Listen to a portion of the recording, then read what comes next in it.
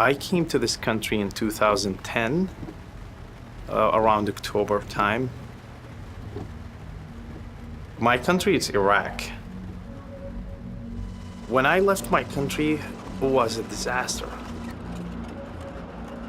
If I will paint it as a picture, I will paint blood all over. Bullets. Screams. Bombs. That's what I hear. I was targeted because I worked with the US Army. We kiss each other every morning saying bye. We don't know if we're gonna see each other at the night or not.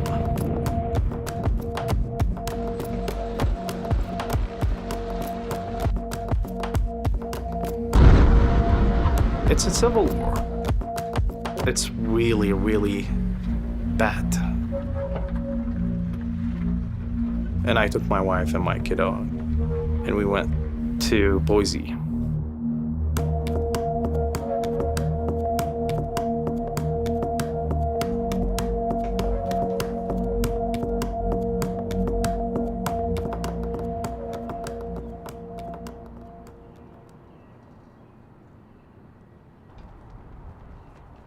Boise's not the same Boise, Idaho that you would have visited 25 years ago.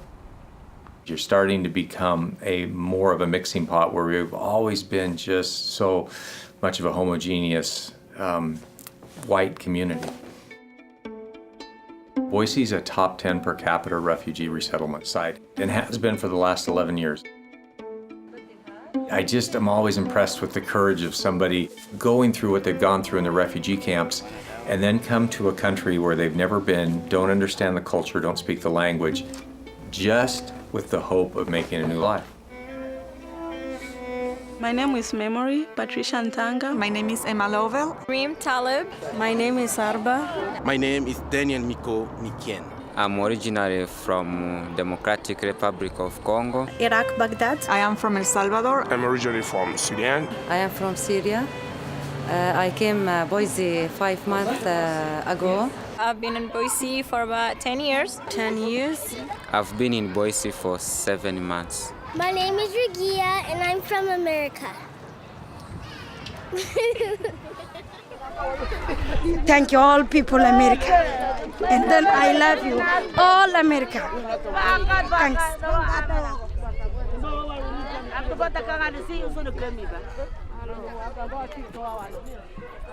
It's been an incredibly tough 2 years for our refugee communities. The talk in the media and this feel and this vitreous diatribe that's come across on social media or in articles, and it's horrible to see. And so we've seen those fear levels just accelerate through the roof. Yesterday, Donald Trump ignited a firestorm when he reiterated his call for mosque surveillance and a temporary ban on Muslims emigrating to the United States. No hate, no fear, everyone is welcome here. There are people that are cultivating a very pernicious ideology that ultimately ends in people's death. And you people are allowing the importation of these people who have declared war on us. They come to countries, they rape women. The refugee influx. They will radicalize once they get here. We're going to fight. We have no idea who they are, where they come from.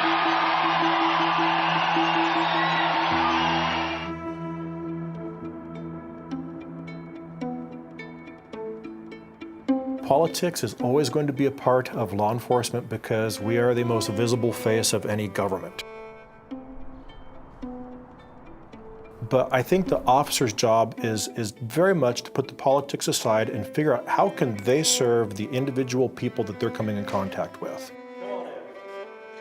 One of the biggest things that law enforcement should be able to do is protect vulnerable groups. And that's the reason I got into the refugee mentoring program to begin with. It's the reason I got into law enforcement to begin with.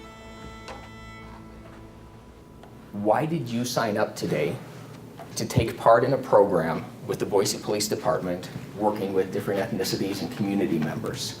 And what do you want to get out of this? Why are you here? We're trying to grow the refugee program So we're creating a refugee mentor program.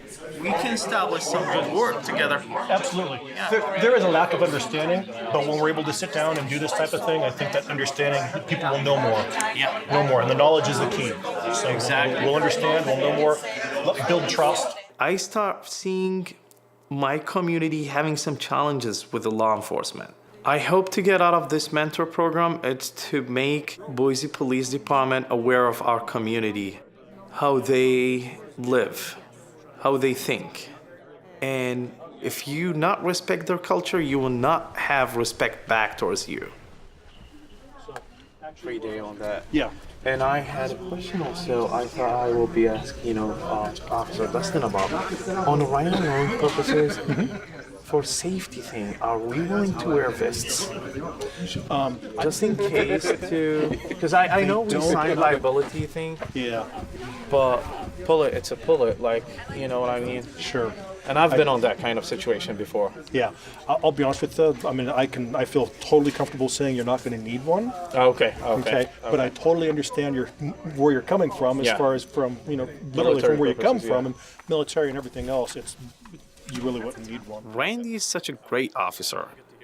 I want to learn from him how to do the teamwork, how to respond to dispatch, what he's doing on his daily basis. I'm interested to have a job with Boise Police Department. That's my goal of my career.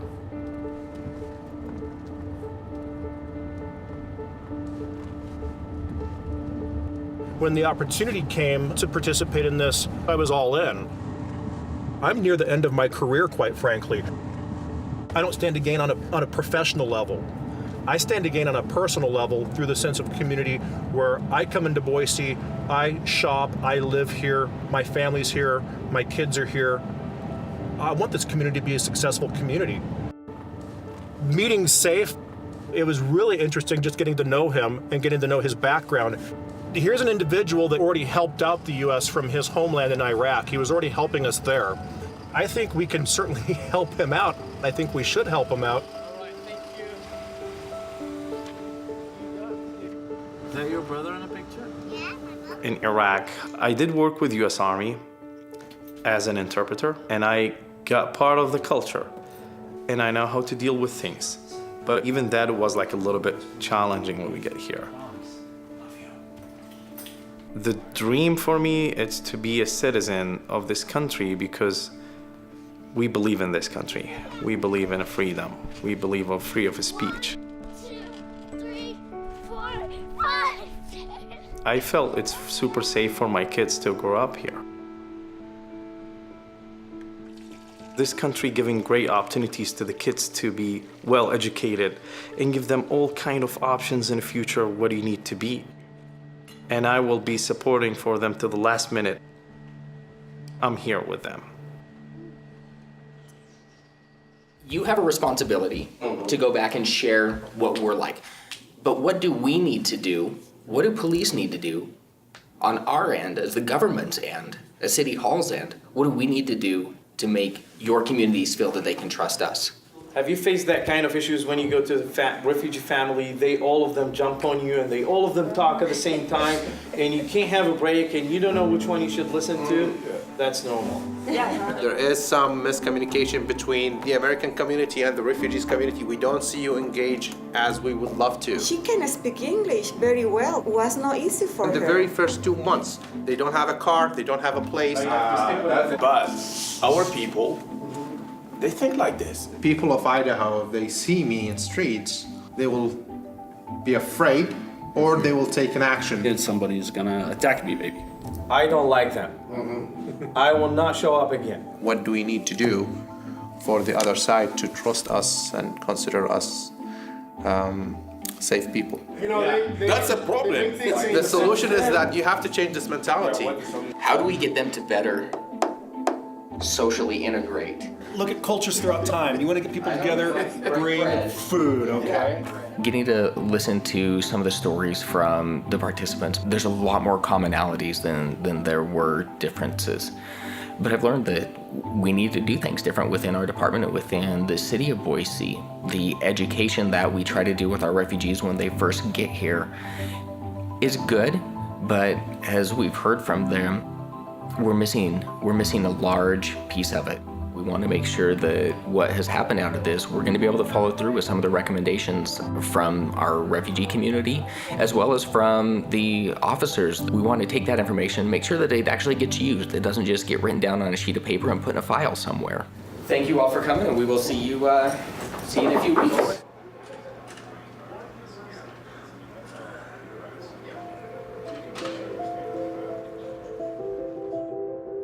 Boise wasn't always this progressive. We really learned from some bad mistakes. 1992, we were getting LIAISONs. And to tell you the truth, we didn't do anything. There's no integration. And obviously, they quickly become disaffected, insular from the rest of society. And so we saw crime start to happen there. Nobody would report it because there was no trust level. And really was a wake-up call for Boise in the way we needed to respond to our refugee communities. I had a question for you. Would you be available to interpret for one of our detectives?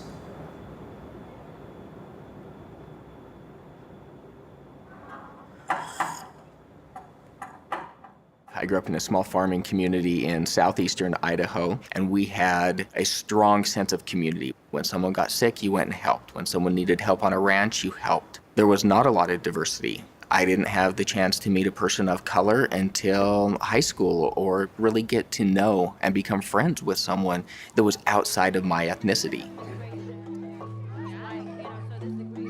When I started on the Boise Police Department, I saw that I wanted to do a job where I could be a long-term problem solver, developing and growing communities.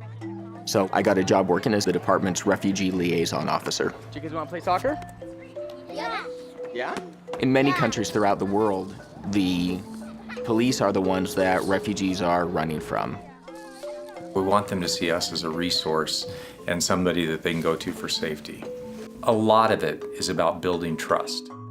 One of the laws that I wanted to talk to you about today involves parenting and watching children.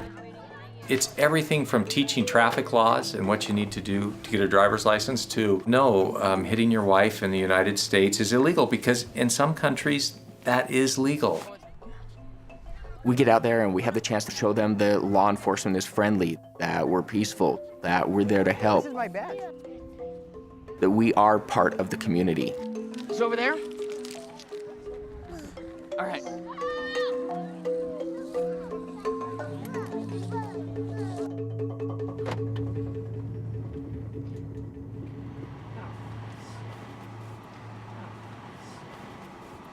The Boise Police Department informed us right away when the accident happened. Diodone Echa, a 15-year-old boy from the Democratic Republic of Congo, had been waiting for 10 years in a refugee camp in Malawi, and only 9 days after he arrived in the U.S., drowned while swimming with friends.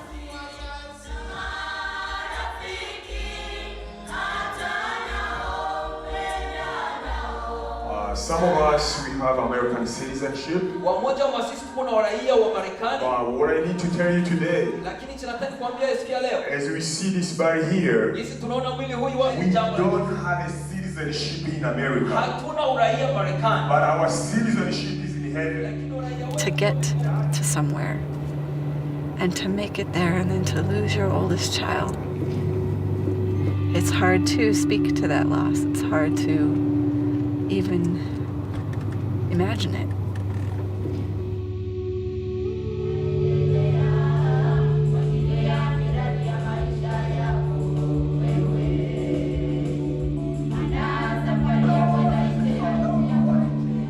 When he died, we knew we would need help to have a funeral. So we put out a call to the public, expecting support, but not expecting huge support. And we thought initially, okay, we can do a decent funeral for $5,000. And within a day, we had raised over 10.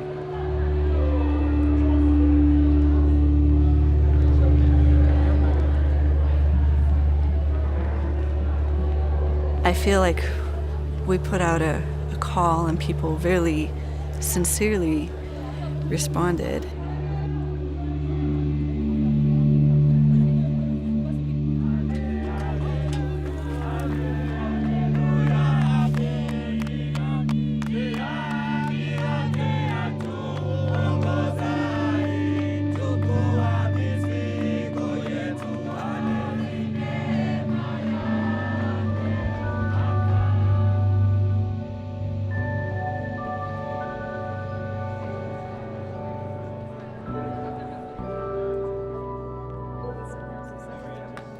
The family approached us and explained what their hopes were for a funeral. And one of the things that they said was they were very worried that no one would come, that it wouldn't be important.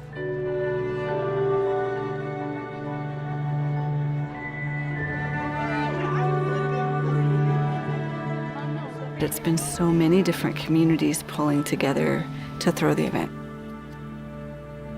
All these different folks from different paths of life saying it's important to honor the passing of this young life. We care.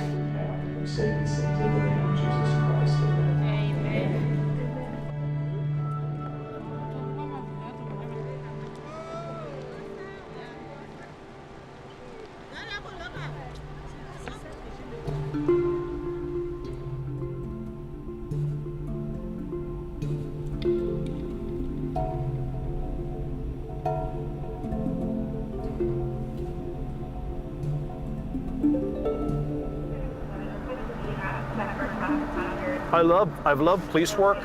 Sometimes you actually see really good things come from some bad situations. That is the reason you keep coming back. Do you have like an area we're heading to? Is that the city? The entire city? That's a big job. Yeah, it makes things interesting. If I will get hired, I will be proud on every night I put my head on pillow and remember how many people I helped on that day and what I did. It is my pleasure to get, right along with you today, Officer Randy. We will do it again.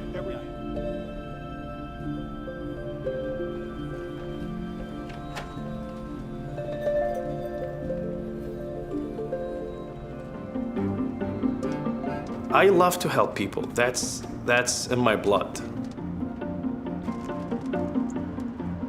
I've been training, I've been reading, I've been studying, I've been doing my things to be, applying soon. My wife, she goes like, you have to put a plan B for, in case. But I don't want to go to B. I want to stick with A. My plan, it's my plan. I will try to do everything, in order to have this job for Boise Police Department.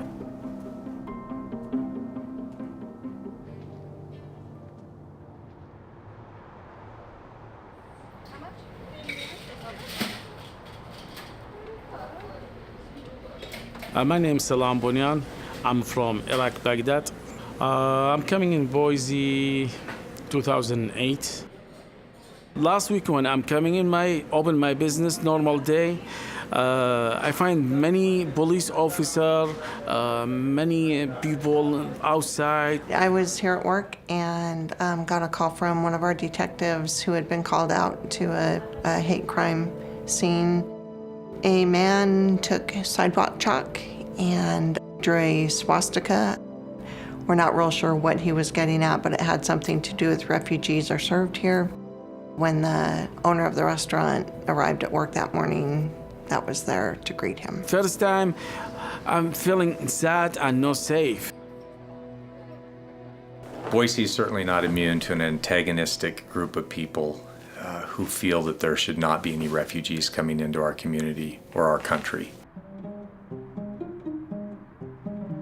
I cleaned this sidewalk on second day. The people write, I love you, welcome refugee, welcome. That's very beautiful. That's Boise. Girl, he's 3 years old. She bring this one for me after finish the dinner. And she told me, I love you, don't leave, please. That's your home, you're welcome. And she do that for me. Total strangers have come to his restaurant to show their support for him. He said, this action is not what Boise is. And I agree with him. And I have many, many flowers. The people bring him every day just for support, he told me, welcome, please don't be mad for that. That's enough for me.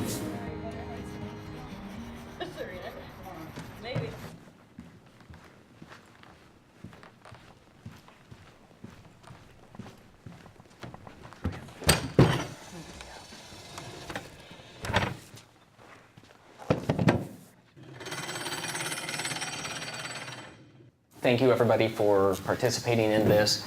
I've learned a lot from it. I hope you guys have also picked up a lot of information that you can take back to your families and friends, colleagues, and we hope that we can continue on with something similar to this in the future. I think that's the time to say bye, right? Well, not exactly. Until the next time. What is the next time? Whenever the next time is.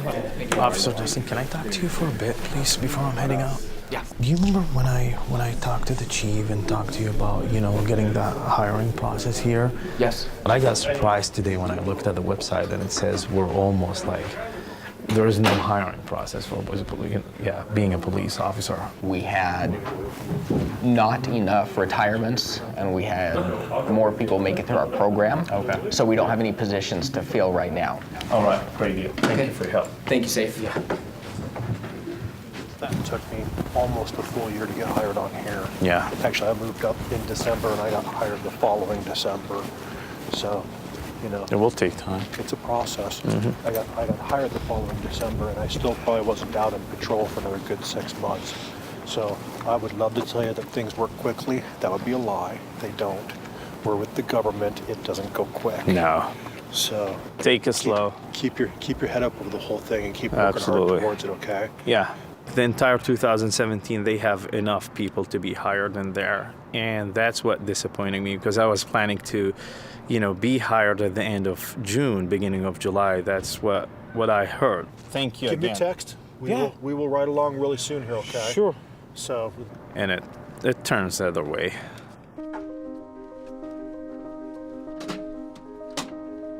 Well, I'm not going to solve the political climate. I'm not going to solve the overarching refugee issues and crisis, but I can help an individual. We're in the people business. We sometimes lose sight of that. And the people business includes people across the spectrum. So it includes people like me, like my family. It includes people like Safe's family. It includes everybody. It's hard to affect cultural change within organizations, within population groups, but it can be done, and it's got to start somewhere. So it might as well start with us.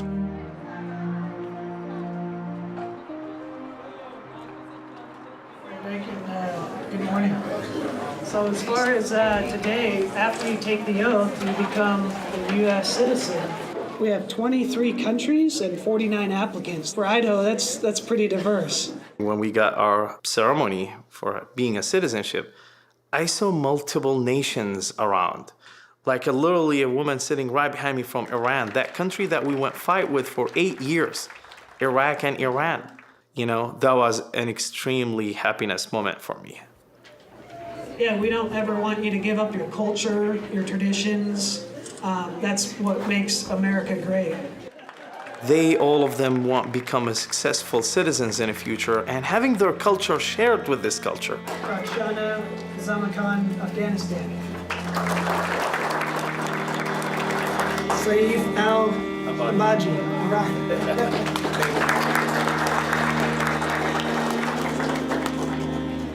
Mario Vergara, Mexico. Jose.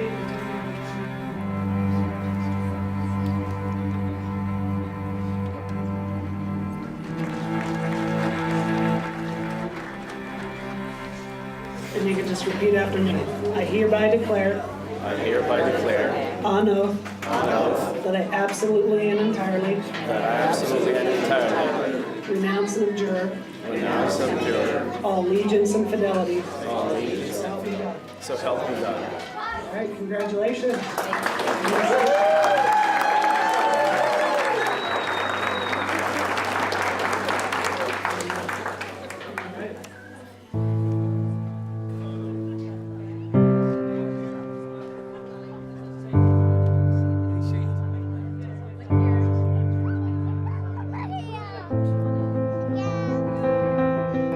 My dream is not going to go away. My dream is in there, and I will keep follow it. I will keep chase it down until it's happening. I'm trying hard to achieve that and getting this job, and I will be here. I'm not going to go away.